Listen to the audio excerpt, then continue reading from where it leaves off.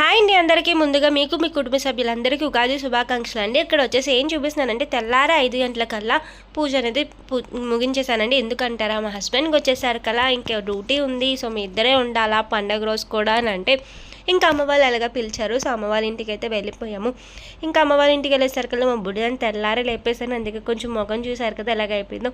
ఇంకా కాసేపు ఉండేసరికల్లా మా హస్బెండ్ కూడా తయారై వచ్చేసారండి. ఇంకిద్దరం ముగ్గురం కలిసి కూర్చొని ఉగాది పచ్చడి దేవుడి దగ్గర నైవేద్యం పెట్టేసి ఇంకా కొంచెం ప్రసాదం చేసి ఇంకా పూజ అయితే చేస్తాము. ఇంకా కొబ్బరికి కొట్టి లాస్ట్ అయితే హారతి అయితే ఇచ్చేసానండి.